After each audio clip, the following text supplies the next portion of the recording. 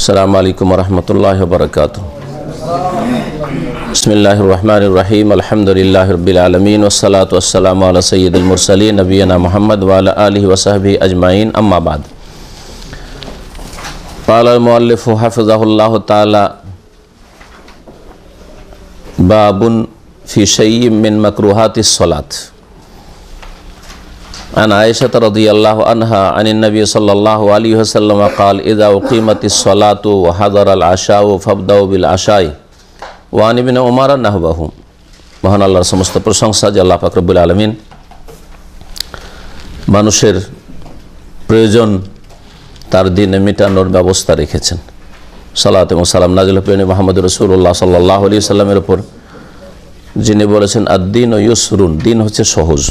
আমাদের আজকে উমদাতুল আহকামে দার্সের বিষয়বস্তু হচ্ছে লেখক যিনি উমদাতুল আহকামের মাকদেসি রহমতুল্লাহ আলাইহি, তিনি শুধু বাবুন বলেছেন, মানে এটি হচ্ছে একটি অধ্যায়, অথবা এখানে হয়তো বাব নেই। দেখেন আপনাদের এই কিতাব ছাড়া ছোট কিতাব কারো কাছে আছে? বাব নেই না, কোনো বাব নেই, এর আগে কোনো বাব নেই, কারণ বাব নেই হয়তো। তো এই বাব, এই জন্য ভাষ্যকার তার টিকাতে লিখেছেন যে হাজিহি তারজমাতুন ওয়াদাতুহা, এই অধ্যায়টি আমি নিজেই এখানে লিখেছি। ফি শাইইম মিন মাকরুহাতিস সালাত, এই জন্য কাল আল মুআল্লিফ রাহিমাহুল্লাহ বলিনি, হাফিজাহুল্লাহ বলেছি, মানে ভাষ্যকার অথবা তিনিও ইন্তেকাল করেছেন আল্লাহু আলাম। শাইখ আল বাসাম, এক কথায় ইমাম মাকদেসি নয়, উমদাতুল আহকামের লেখক নয়। তো তিনি দেখলেন যে এই দুটি হাদিস নিয়ে আসা হয়েছে কিসের অধ্যায়? এর আগের অধ্যায়টা কিসের ছিল? ভালো করে দেখেন, হ্যাঁ, মাওয়াকিত, নামাজের ওয়াক্তের সাথে এই দুটো হাদিসের কোনো সম্পর্ক নেই, ঠিক না? কোনো সম্পর্ক নেই নামাজের ওয়াক্তের সাথে। তো নামাজের ওয়াক্তের আন্ডারে কি করে এই দুটি হাদিস নিয়ে আসলো? তো আনুষঙ্গিক নিয়ে চলে আসছেন, এখানে একটা অধ্যায় কায়েম করাটা ভালো ছিল। তো তাই ভাষ্যকার তার এই সারহা বা ভাষ্য করতে গিয়ে তিনি এই অধ্যায়টি কায়েম করেছেন যাতে করে পাঠকদের জন্য সুবিধা হয় বুঝতে। এই দুটি হাদিসের অধ্যায় হচ্ছে ফি শাইইম মিন মাকরুহাতিস সালাত, সালাতের বা নামাজের কিছু মাকরু বিষয়গুলি সম্পর্কে। সবগুলি মাকরুহাত তাহলে বয়ান করা হয়নি, এই জন্য বলছে শাইইম মিন মাকরুহাতিস সালাত। নামাজের মধ্যে বেশ কিছু কথা কাজ মাকরুহ রয়েছে, অপছন্দনীয়, নামাজ বাতিল করে না, না হলে ওগুলি মুফসিদাতুস সালাত বা মুবতিলাতুস সালাত এরকম বলতেন, কিন্তু নামাজের ভিতরে সেগুলি কথা অথবা কাজ কি মাকরুহ, এগুলি এর কিছু বর্ণনা করেছেন। কিছু মানে তিনটি জিনিস বর্ণনা করা হয়েছে দুটি হাদিসে। মাকরু কাকে বলে? বলছেন উসুলে ফিকহে মাকরু বলা হয় মা ইউসাবু তারিকুহু ওয়ালা ইউআকাবু ফাইলুহু। কেউ যদি মাকরু কাজটি ছেড়ে দেয়, না করে, তাহলে ওর জন্য ওই ব্যক্তিকে সওয়াব দেওয়া হবে, নেকি দেওয়া হবে। মাকরু অপছন্দনীয়, সুতরাং মাকরু তানজিহ যদি হয়, মাকরু তাহরিমি নয়। মাকরু তানজিহ যেটা, সেটা হচ্ছে যে অপছন্দনীয়, তাহলে অপছন্দনীয় কাজকে কেউ যদি ছেড়ে দেয় তাহলে সওয়াব পাবে। আর যদি কেউ ওই মাকরু কাজটি করে নেয় তাহলে ওয়ালা ইউআকাবু ফাইলুহু, ওই ব্যক্তিকে কোনো শাস্তি দেওয়া হবে না, ওই ব্যক্তি কোনো শাস্তি দেওয়া হবে না। এই হচ্ছে উসুলে ফিকহের যারা পণ্ডিত তাদের কাছে এর সংজ্ঞা। মাকরুহাতুস সালাহ আশিয়া বেশ কিছু রয়েছে, তখিল্লু বিকামালিহা, যেগুলির কারণে সালাতের পূর্ণতাতে গোলযোগ সৃষ্টি হয়, সালাতের পূর্ণতা থাকে না, কিন্তু ওয়ালা তুবতিলুহা, সালাতকে বাতিল করে না, নষ্ট করে না। ওয়াহিয়া কাসীরাতুন, সেগুলি অনেক রয়েছে। যাকারা মুআল্লিফ মিনহা মা ইয়াতাযাম্মানু হাযানিল হাদিসান, এই দুটি হাদিসে যে বিষয়গুলি রয়েছে সেগুলি শুধু এখানে উল্লেখ করা হয়েছে। এর জন্য বিস্তারিত জানতে হলে যেসব কিতাব ফিকহের কিতাব রয়েছে ওগুলো তো জেনে নিতে হবে। জি হ্যাঁ, বলছেন আয়েশা রাদিয়াল্লাহু তাআলা আনহা থেকে বর্ণিত, নবী করিম সাল্লাল্লাহু আলাইহি সাল্লাম বলেন ইযা উকিমাতিস সালাতু, যখন সালাতের ইকামত হয়ে যাবে, কাদ কামাতিস সালাহ, হয়ে গেল ইকামতটি, ওয়া হাযারাল আশাউ, আর রাতের খাবার উপস্থিত হয়ে যাবে, একামত হয়েছে, সেই সময় রাতের খাবার উপস্থিত হয়ে গেছে। এখন খাবার খাবো নাকি নামাজ ধরবো? যদি নামাজ ধরি তাহলে খাবার ছুটে যাচ্ছে, আর যদি খাবার খাই তাহলে জামাত ছুটে যাচ্ছে। এখন জামাত ধরাটাকে প্রাধান্য দেব নাকি এই খাওয়াকে প্রাধান্য দেব, এ হচ্ছে বিষয়। নবী করিম সাল্লাল্লাহু আলাইহি ওয়াসাল্লাম বলছেন ফাবদাউ বিল আশাই, তোমরা শুরু করো রাতের খাবার। যদি সামনে দুটো জিনিস আসে, জামাত শুরু হয়েছে আর খাবারও উপস্থিত হয়েছে, তাহলে রাতের খাবার শুরু করে দাও। শুধু রাতের খাবার কথা বলেছেন এই জন্য যে রাতের খাবারটাই তখন নবী করিম সাল্লাল্লাহু আলাইহি ওয়াসাল্লামের জামানায়, সাহাবায়ে কেরামের জামানায় গুরুত্বপূর্ণ খাবার ছিল। বিভিন্ন কিছু পেলো না পেলো, ওই রাতের খাবারটা, কারণ সারা রাত আবার কাটাইতে হবে, দিনই এমনি হয়তো অনাহারে আছে। আর আমরা ছোটোকালে গ্রামেগঞ্জে দেখেছি যারা জন মজুর করে তাদের বাড়িতে সকালে বাসি পান্তা কিছু থাকলে খেয়েছে বাচ্চারা, না হলে অনেক বাড়িতে একেবারে অনাহারে আছে, না হলে অল্প একটা চাল ভাজা মুড়ি কিছু পেয়েছে, ব্যাস ওই সারা দিন চলে যাচ্ছে। ওই দিন মজুরে গেছে, পারিশ্রমিকটা পাবে, তারপরে হাটে গিয়ে চাল কিনবে, ডাল কিনবে, একটু সবজি কিনবে, দিয়ে আসবে, রান্না করবে, অপেক্ষায় বাচ্চারা বসে আছে। এগুলো আমরা সুবহানাল্লাহ গরিব পরিবারগুলিতে দেখেছি। তো ওদের কাছে রাতের খাবারটা কত গুরুত্বপূর্ণ। জি হ্যাঁ, এশার নামাজ শুরু হয়েছে আর যদি রাতের খাবার উপস্থিত হয়েছে, তাহলে নবী সাল্লাল্লাহু আলাইহি ওয়াসাল্লাম কি বলছেন? রাতের খাবার শুরু করো, মানে আগে খাবার খাও, তারপরে জামাত পেলে পাও, আর না হলে পরে তোমরা নামাজ পড়ে নাও। এই হাদিস ইবনে ওমর রাদিয়াল্লাহু তাআলা আনহু থেকে বর্ণিত রয়েছে এইরকমই, মানে শব্দের পার্থক্যের সাথে নাহওহু আর মিসলহুতে পার্থক্য রয়েছে। যদি একই রকম হুবহু শব্দ হয় তাহলে মুহাদ্দিসিনগণ মিসলহু দিয়ে বর্ণনা করেছেন, আর শব্দের বাক্যের পার্থক্য আছে কিন্তু অর্থের তেমন পার্থক্য নেই, তাহলে নাহওহু। হ্যাঁ, অথচ নাহওয়ান মানেও মিসলহু আর মিসল মানেও নাহওহু, অনুরূপ, বাংলায় অনুরূপ, দুটো এর মতোই, কিন্তু এই পরিভাষা যাতে একজন হাদিসের চর্চাকারী, যারা হাদিসের ছাত্র, বুঝতে পারে যে এখানে কি বুঝাতে চেয়েছেন, যে এই শব্দ দিয়ে আব্দুল্লাহ বিন ওমর বর্ণনা করেছেন নাকি কিছু শব্দের পার্থক্য রয়েছে। বিষয়বস্তুটা এক, কিন্তু শব্দের পার্থক্য রয়েছে। এই হাদিস থেকে কি বোঝা গেল? যে খাদ্যবস্তু, পানীয় বস্তু যদি হাজির হয়ে যায় নামাজের সময়, তাহলে খাওয়া দাওয়া আগে করবে। হ্যাঁ, মালাম ইয়াদিক ওয়াক্তুহা, যদি নামাজের ওয়াক্ত শেষ হওয়ার আশঙ্কা না থাকে। খেতে খেতে মাগরিবের নামাজের সময় শেষ হয়ে যাবে, এরকম নামাজ একটু লেটেই শুরু হয়েছে, আর তারপরে যদি আবার খাবার শুরু করেন, ওই সময় এখানে খাবার এসছে যখন শুরু হতে যাচ্ছে নামাজ হয়তো, আর তারপরে দেখছেন যে খাবার যদি খেতে লাগি তাহলে এদিকে এশার রক্ত দাখিল হয়ে যাবে, এইরকম যাতে না হয়।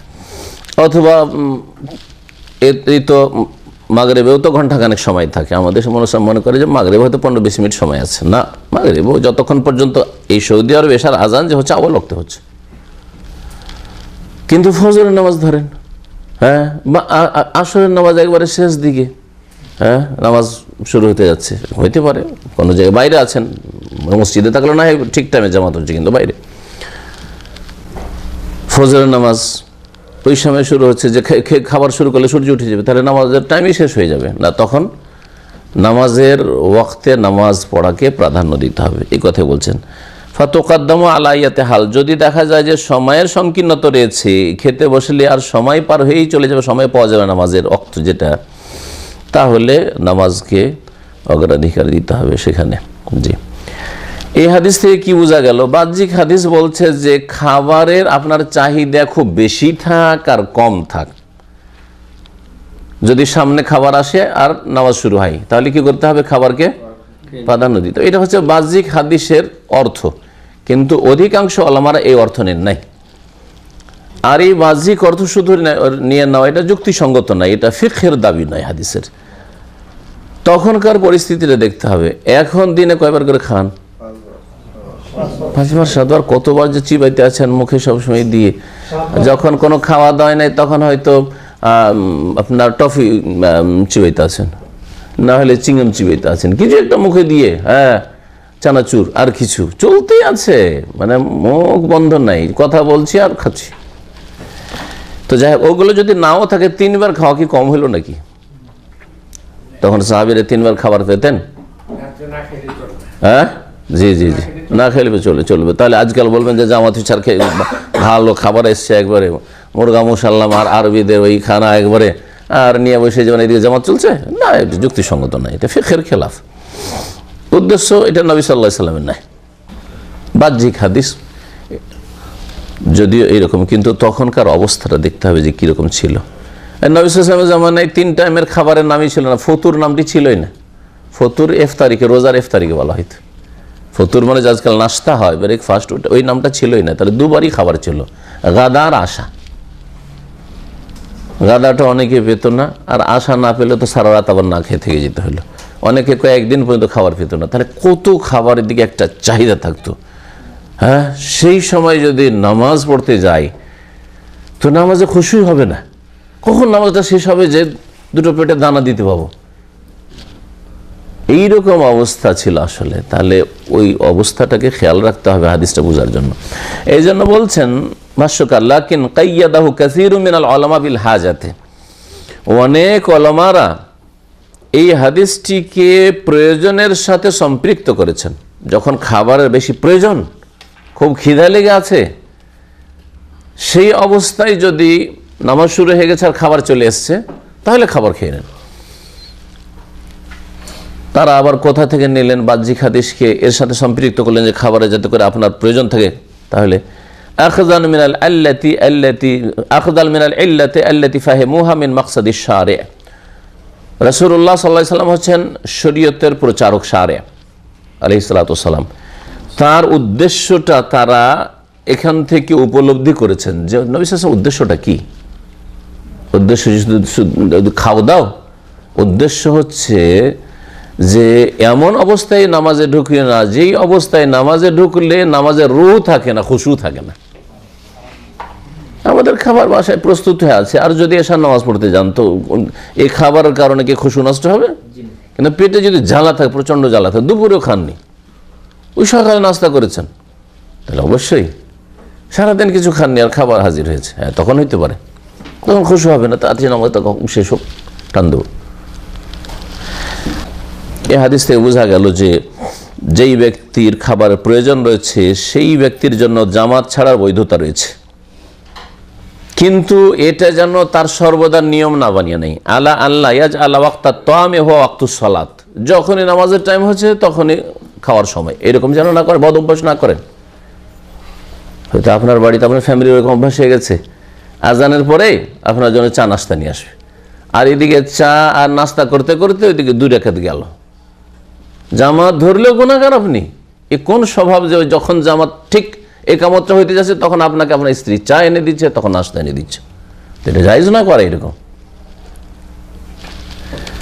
অনেকে খেয়াল করেন না এই বিষয়গুলি, এই জন্য সতর্ক করা জরুরি এই ক্ষেত্রে।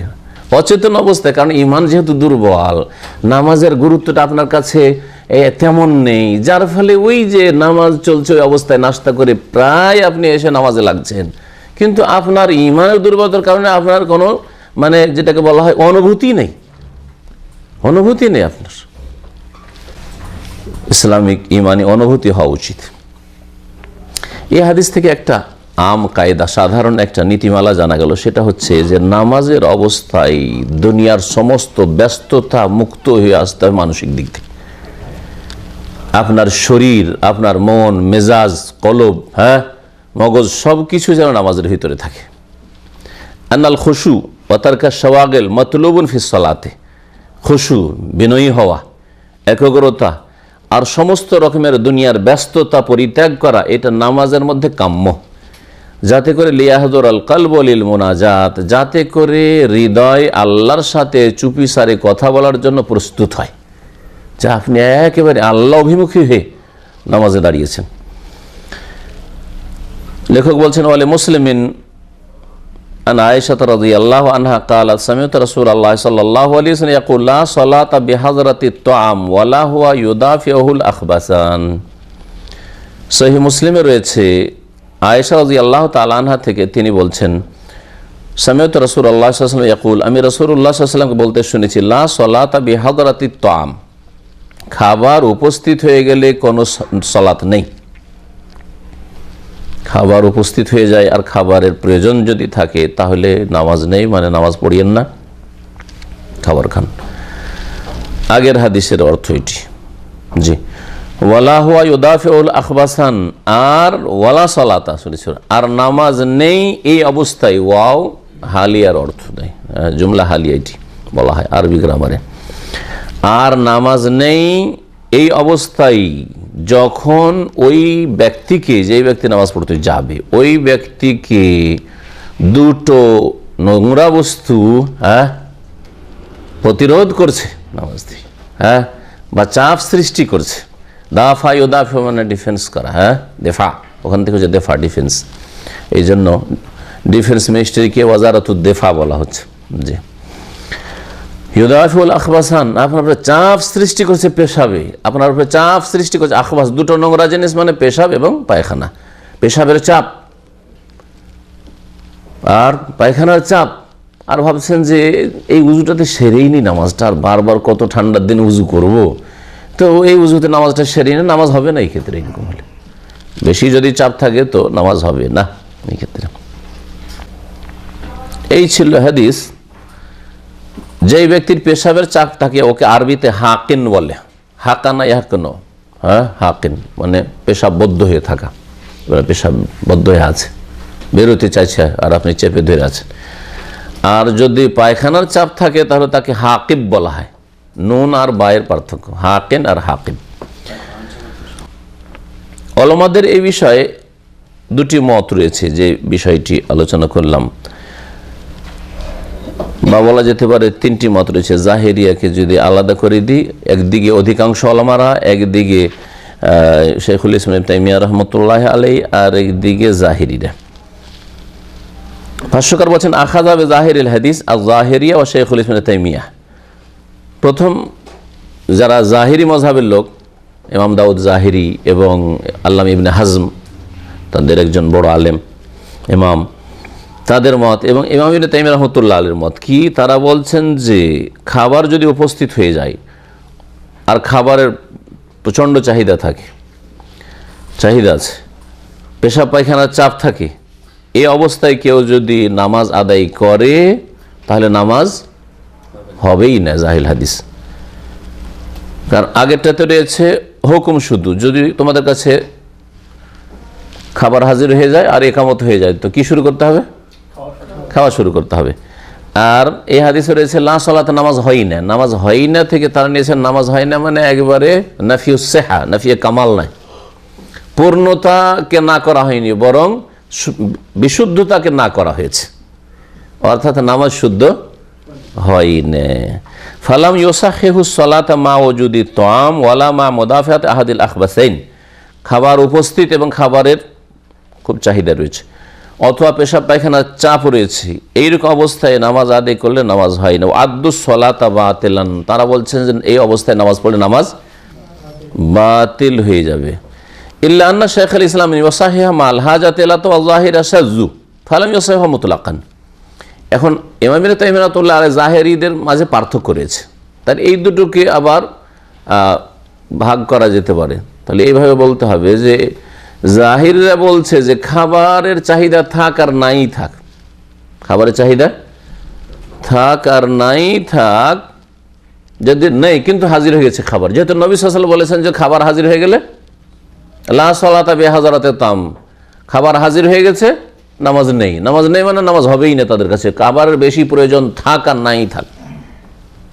জাহিরীদের ফতোয়া বা ভুল স্পষ্ট, প্রয়োজন নেই তারপর খাবে, জামাত ছেড়ে দিয়ে, কিন্তু তাদের মত এটা, এই জন্য তো তাদেরকে জাহিরি বলা হয়।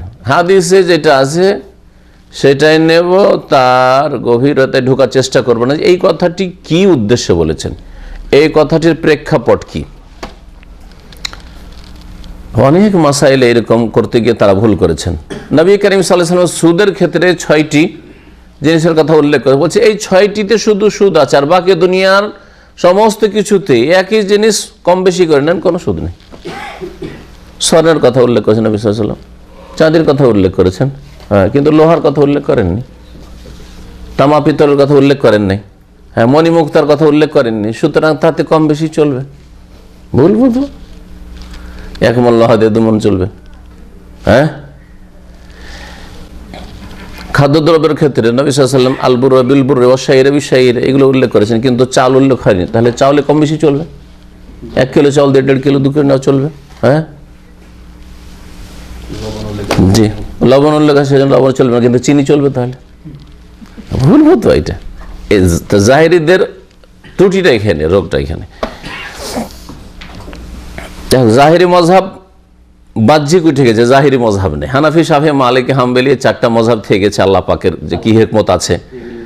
কিন্তু জাহেরি মজহাব যুগের আবর্তন বিবর্তন উঠে গেছে। কিন্তু জাহেরি মজহাবে প্রভাবিত, মানে ওই মন মানসিকতায় প্রভাবিত কিছু লোক থেকে গেছে, মজহাবের আকারে নেই এইরকমভাবে দলবদ্ধভাবে, কিন্তু ছড়িয়ে ছিটিয়ে কিছু ওই মন মেজাজের লোক আছে। এটাও ভুল। এরকম কেউ যদি ফতোয়া দিয়ে থাকে, এরকম ভুলগুলি করে থাকে বেশ কিছু লোকেরা। শাইখুল ইসলাম রাহমাতুল্লাহ আলাইহি তার কথাতে ফিকহ আছে। নবী সাল্লাল্লাহু আলাইহি ওয়াসাল্লাম বলেছেন যে নামাজ হয় না, হয় না কে হয় না মানে শুদ্ধই হয় না নেব, কিন্তু কখন ওইটা সাধারণ অবস্থায় না, যখন খাবারের খুব চাহিদা রয়েছে। কারণ আসল হচ্ছে খুশু, নামাজের খুশি ওর হবে না, তাহলে নামাজ কি করে হবে তার? এই জন্য তিনি বলছেন নামাজ হবে না যখন কি থাকবে, ক্ষুধার্ত বেশি থাকবে, অথবা চাপ পেশাব পায়খানার বেশি থাকবে, তখন এরকম বলছেন। আর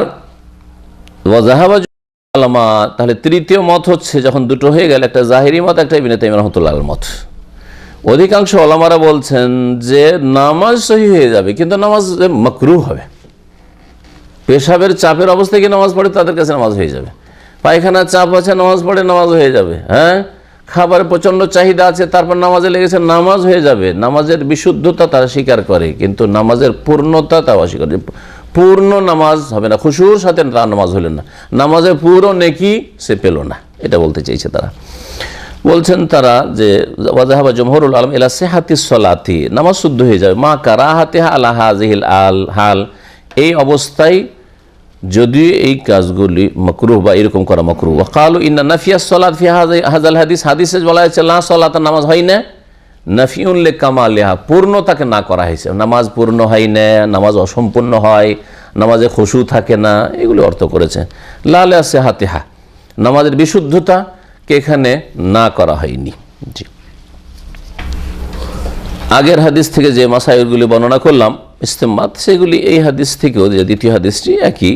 কারণ আসল উদ্দেশ্য হচ্ছে নামাজের কি, যে নামাজের অবস্থায় যেন মানুষ দুনিয়ার সমস্ত রকমের মশগুলিয়াত, ব্যস্ততা থেকে মুক্ত থাকে। ইয়ামবাগি লিল মুসাল্লি ইবআদু কুল্লি মা ইউশগিলু ফি সালাতি, নামাজ থেকে আপনাকে উদাসীনকারী যতগুলি বিষয় হতে পারে, বস্তু হতে পারে, সবগুলি থেকে আপনাকে মুক্ত হইতে হবে।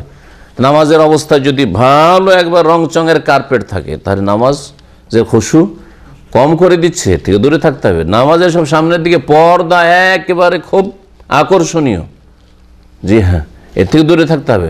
নামাজের অবস্থায় সামনের দিকে বিবি সাহেবা বসে আছে, আর আপনি সুন্নত নামাজ পড়ছেন, না ওকে পিছন দিকে বসতে বললেন, নামাজ পড়বেন, তারপরে একটু একটু করে না তাকাইলেও মনটা হয়েছে আমার স্ত্রীর সামনে বসে আছে, তো খুশু কম হচ্ছে না, হচ্ছে না?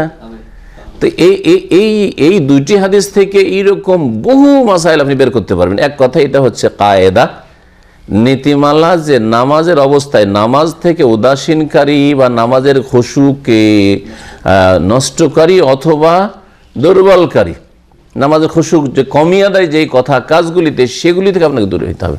নামাজের অবস্থায় আপনি মোবাইলকে অন করে রেখে দিলেন,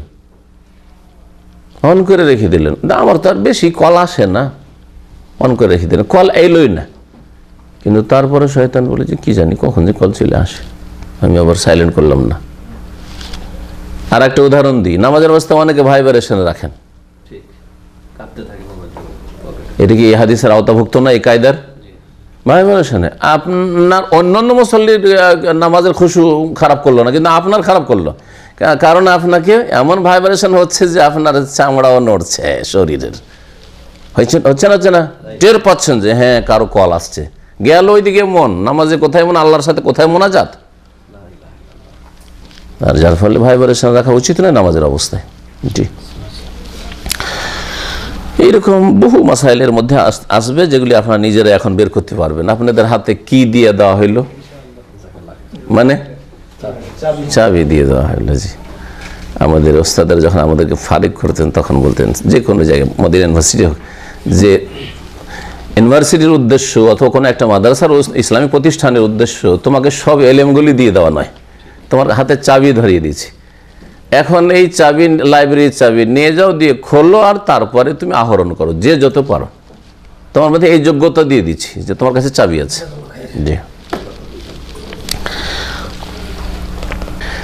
অনেকে বলেছেন এই ক্ষেত্রে যে সামনে খাবার হাজির আর নামাজ হাজির, ঠিক না? দুটো হাজির, খাবারটা আমার আর নামাজটা হচ্ছে আল্লাহর হক, ঠিক না?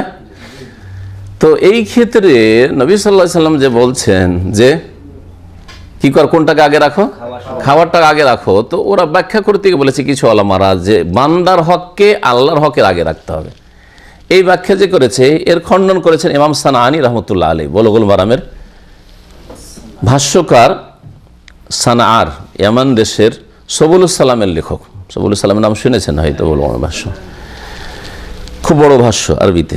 তো তিনি বলছেন ওয়ালাম, জেনে রাখো, আন্না হাযা লাইসা মিন বাবে তাকদীম হাক্কিল আবদি আলা হাক্কিল্লাহি তাআলা, এটা যেন কেউ এইরকম না মনে করে যে এখানে আল্লাহর হক আর বান্দার হক, তো নামাজটা হচ্ছে আল্লাহর হক আর খাবারটা হচ্ছে বান্দার হক, সেজন্য বান্দার হকটাকে অগ্রাধিকার দেওয়া হয়েছে, এইরকম বিষয়টা নয়। বাল হুয়া, বরং এখানে হিকমত কি, বাল হুয়া সিয়ানাতুন লিহাক্কিল বারি, বরং খাবার আগে খাওয়াটাও হচ্ছে আল্লাহ পাকের হকের অধিক সুরক্ষা করা।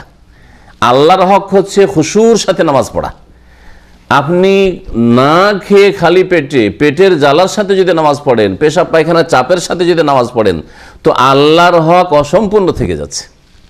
কত সুন্দর কথা, বুঝতে পেরেছেন? জি হ্যাঁ। লিআল্লাহ ইয়াদখুল ফি ইবাদাতিহি বিকলবিন গায়রা মুকবিলিন আলা মুনাজাতি, যাতে করে এমন অন্তর নিয়ে ইবাদতে প্রবেশ না করে যেই অন্তর আল্লাহর সাথে চুপিসারে কথা বলার জন্য প্রস্তুত নয় পুরোপুরি। আল্লাহর সাথে কথাও বলতে চাই, হ্যাঁ, আল্লাহকে ডাকতেও চাই, আর এই দিকে খাবারের দিকেও টান আছে, ওইদিকে পেশাব পায়খানা বাথরুমের দিকেও টান আছে যে কখন দৌড় দিব সালাম ফিরলে। তো এইরকম অবস্থায় যেন না ঢুকে। একটি ফায়দা উল্লেখ করেছেন, উপকারিতা, ভাষ্যকার কালাল আলম আসসালাত মোনাজাত লিল্লাহি তাআলা, নামাজ হচ্ছে আল্লাহর সাথে কি করা?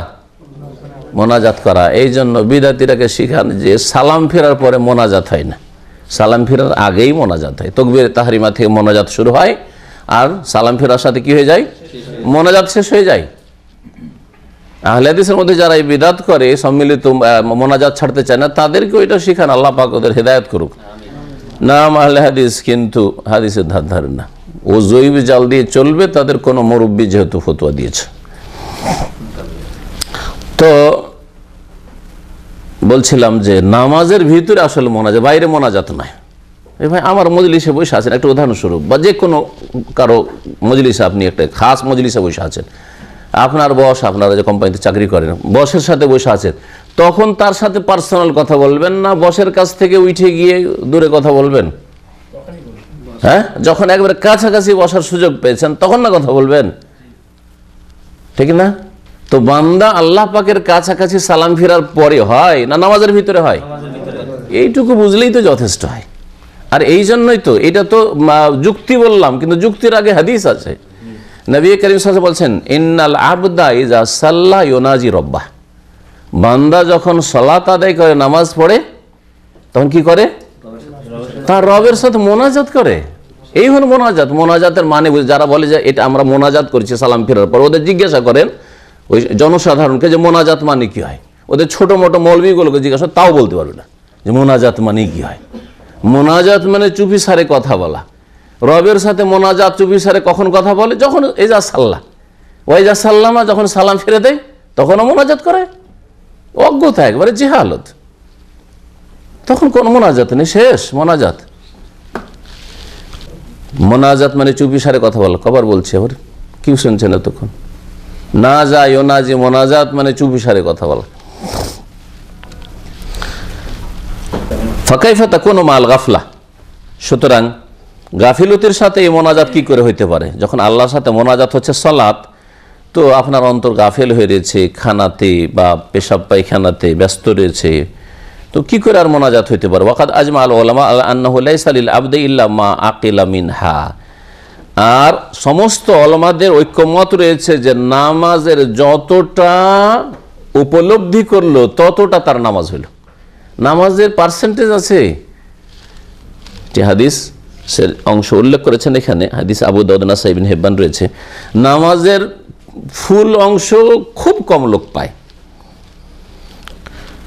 বান্দা কতটা নামাজের অংশ পায়? যতটা উপলব্ধি করে। আকেলা মিনহা, আপনি নামাজ থেকে কতটা উপলব্ধি করেছেন।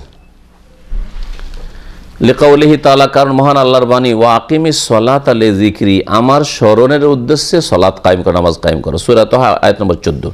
আল্লাহ পাক আরো সূরা আরাফের আয়াত নম্বর 205 ইরশাদ করেছেন, ওয়ালা তাকুম মিনাল গাফিলিন, তোমরা উদাসীন গাফিলদের অন্তর্ভুক্ত হও না। আর আবু দাউদ নাসাই ইবনে হিব্বানে মারফু হাদিস রয়েছে, নবী করিম সাল্লাল্লাহু আলাইহি ওয়াসাল্লাম, ইন্নাল আবদা লা ইউসাল্লি সালাতা, বান্দা সালাত তো আদায় করে, নামাজ পড়ে, কিন্তু লা ইউক্তাবু লাহু অশরুহা ওয়ালা সুদুসুহা, কিন্তু অনেক বান্দাই রয়েছে যাদের অশর 10 ভাগের 1 ভাগও নেকি লেখা হয় না, ওয়ালা সুদুসুহা, আর 6 ভাগের 1 ভাগ লেখা হয় না।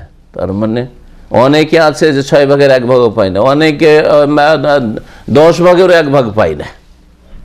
কেউ কিছু অংশ নিয়ে আসে, কেউ কিছু অংশ নেই, কিছু অংশ নেই, কেউ কোন রকম নামাজটা যে আল্লাহ ফরজ করেছেন ওই ফরজটা তার কাঁধ থেকে শুধু নামিয়ে আসে, কোনো নেকি নিয়ে ফিরে আসে না মসজিদ থেকে। আল্লাহ আমাদের হেফাজত করেন এবং নামাজে খুশু পয়দা করার তৌফিক দান করেন। এটা হচ্ছে সর্বনিম্ন নামাজ, যে নামাজের ফরজটা আপনার কাঁধ থেকে নেমে গেছে আর আপনি কিছুই সওয়াব পেলেন না। কিয়ামতের দিন আল্লাহ জিজ্ঞেস করবেন না যে তুই কেন নামাজ পড়িসনি, বাকি নেকি জিরো, কিছুই পান নাই, কিছুই পাননি, নামাজ পড়ে কিছু নেকি পাননি। এটা হচ্ছে সর্বনিম্ন কবুলিয়াত, কবুল হওয়া। এটা নিয়ে অনেকে ঘুরে আসে মসজিদ থেকে। ফাসসালাতু ইন্নামা ফুরিদাত লিইকামাতি যিকরিল্লাহ, সালাত ফরজ করা হয়েছে আল্লাহর জিকির কায়েম করার জন্য। ফাইন লাম ইয়াকুন ফি কলবিল মুসাল্লি তাযীমুন ওয়া হাইবা, সুতরাং মুসল্লির হৃদয়ে যদি আল্লাহ পাকের আজমত, মহত্ব, বড়ত্ব না থাকে এবং আল্লাহ পাক রব্বুল আলামিনের ভয় ভীতি চেপে না থাকে, নাকাসাত কিমাতুস সালাত, সালাতের নামাজের মূল্য কমে যায়। ওয়া হুজুরুল কলবি হুয়া তাফরিগুহু মিন কুল্লি মা হুয়া মুলাবিসুন লাহু, কলব, হৃদয়ের উপস্থিতি, আপনার নামাজে হৃদয় উপস্থিত হওয়া, এটা কি জিনিস বলছেন? যে একেবারে কলবকে, হৃদয়কে দুনিয়ার সমস্ত রকমের পারিপার্শ্বিক অবস্থা থেকে শূন্য করে দাও, খালি করে দাও, দুনিয়ার কোনো কিছুর সাথে যেন সামান্যতম অন্তর সম্পর্ক না থাকে, এইরকমভাবে নামাজ আদায় করা। ফায়াক্তারুনি যাকাল ইলমু ওয়াল আমাল, সুতরাং তার সাথে ইলম থাকবে, অর্থাৎ নামাজের মধ্যে যেগুলি পড়ছেন ওগুলো জানছেন যে কি বলছেন আপনি, তাসবিহ, জিকির, দোয়া, তিলাওয়াত যা করছেন আপনি, রুকু, সিজদাতে, কিয়ামে, জলসায়, আপনি আত্তাহিয়াত পড়ছেন কতবার, আসসালামু আলাইকা আইয়ুহান নবিয়্যু পড়ছেন মুখে, আপনি কখনো আপনার খেয়ালও নিয়ে আসেন না, আপনার নলেজে নিয়ে আসেন না যে আমি নবী সাল্লাল্লাহু আলাইহি ওয়াসাল্লামের সালাম পেশ করছি, আল্লাহুম্মা সাল্লি আলা মুহাম্মদ, আল্লাহ বারিক আলা মুহাম্মদ, মানে পড়তে হয় পড়ছি, কিন্তু আমি যে এখন নবী করিম সাল্লাল্লাহু আলাইহি ওয়াসাল্লামের উপর সালাত পেশ করছি, দুরূদ পেশ করছি, হ্যাঁ, বরকত পেশ করছি, বরকতের দোয়া করছি আল্লাহ পাকের কাছে নবীর জন্য, না, ওই ইলমের সাথে নয়। তো ইলম আমলের সাথে হুজুরে কলব, হৃদয়ের উপস্থিতি, এ হচ্ছে খুশু। ওয়ালা ইয়াজরিল ফিকরু ফি গায়রিহিমা, ইলম এবং আমল ছাড়া অন্য কিছুতে ফিকর মানে মনের চিন্তা বা হৃদয় যাবে না।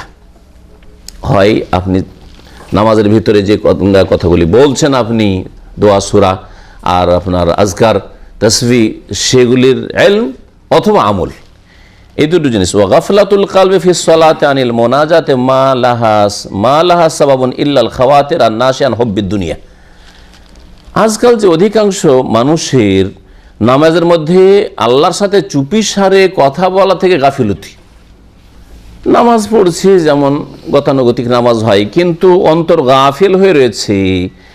এর কারণটা কি? বলছে এর কারণ একমাত্র দুনিয়ার ভালোবাসা থেকে যেই কুমন্ত্রণাগুলি সৃষ্টি হতে পারে, যে মনের খেয়ালগুলি, আসতে পারে মনের ভিতরে। আনহব্বিদ দুনিয়া, দুনিয়ার ভালোবাসা, দুনিয়ার মধ্যে স্ত্রী, কখন স্ত্রীর কথা মনে পড়ে গেল, কখনো ছেলে মেয়ে অসুস্থ আছে ওই কথাগুলি মনে পড়ে গেল, হ্যাঁ, কখনো মনে পড়ে গেল যে রে ওকে তো একটা টেলিফোন করতে হবে, খুব জরুরি ছিল, ওই নামাজের ভিতরে মনে পড়ছে। কি জন্য? কারণ দুনিয়ার সাথে এমন ভালোবাসাটা হয়ে গেছে যার ফলে সবগুলি কথা নামাজে গিয়ে মনে আসছে। তার আগে কেন বলেছিলেন? দেখবেন আজকাল কোনো কথা যদি না মনে আসে তা নামাজ শুরু করে তাদের মনে আসবে। এটা হুব্বুদ দুনিয়া। কারণ দুনিয়ার ভালোবাসা এমন অন্তর উপর চেপে গেছে যার ফলে নামাজের ভিতরে গিয়ে নামাজের মধ্যে খুশু হচ্ছে না, তখন ওই সব দুনিয়ার কথা মনে আসছে, ফিরে আসছে। আল্লাহ পাক রব্বুল আলামিন আমাদের হেফাজত করেন। আল্লাহ পাক আমাদের নামাজে খুশু পয়দা করার তৌফিক দান করেন। ওয়া সাল্লাল্লাহু আলা নবিয়িনা মুহাম্মদ ওয়া আলা আলিহি ওয়া সাহবিহি আজমাইন। খোদা অতিরিক্ত খোদা দূর করার উদ্দেশ্য হচ্ছে খুশু তৈরি করার। অনুরূপ আমাদের মধ্যে আরেকটা সমস্যা আছে যেটা মনে হয় আপনি এড করে যে অতি ভোজনের কারণে সালাতে দাঁড়িয়ে এখন তো খুশু হয় না। হ্যাঁ, খুশু হয় না, পেটের ইয়ে কারণে রুকু সিজদাতে যাওয়াটা না, ওটা খুশু নষ্ট করবো, ওটাও হুব্বুদ দুনিয়া। এত খেতে হবে, এত খেতে হবে। দেখেন হুব্বুদ দুনিয়া কত বেশি। কিছু লোক আছে দার্স ওদের কাছে গুরুত্বপূর্ণ না, খাবার গুরুত্বপূর্ণ। ওই বলে একটু আপনাকে ভলেন্টিয়ারি করতে হবে, লাফিয়ে উঠবে, আমি করব। একটু খাবার দাবার আপনি একটু রেডি করেন, ওইদিকে ও বাইরেই থাকবে। কথা বুঝতে পেরেছেন? কেন? তো কথা হচ্ছে যে এইরকম বহু দিক রয়েছে যেগুলোতে প্রমাণ করে যে আমাদের দুনিয়ার ভালোবাসা। খাবার দাবারটা আমাদের কাছে 1 নম্বরে, দুনিয়ার আয়েশ আরামটা 1 নম্বরে, এলেম আমলটা 2 নম্বরে, এইরকম অবস্থাটা হয়ে গেছে। সে কারো যদি খুশু নামাজ থেকে চলে যায়, অনেক ভাবনা চলে আসে, ফিরে আসেন। তার কাছে মনে হচ্ছে যে বেশি মানে চলে আসছে, নামাজটা ভেঙে আবার নামাজ শুরু করবে না, নামাজ ভাঙবে না, নামাজ ভাঙবে, নামাজকে সুন্দর করার চেষ্টা করবে। ওখান থেকে আবার সে নিজেকে হ্যাঁ হ্যাঁ, চেষ্টা করবে যে দুনিয়ার ওই সব ওয়াসওয়াস থেকে। হ্যাঁ হ্যাঁ, চা পানি থাকে তো খেয়ে আসেন।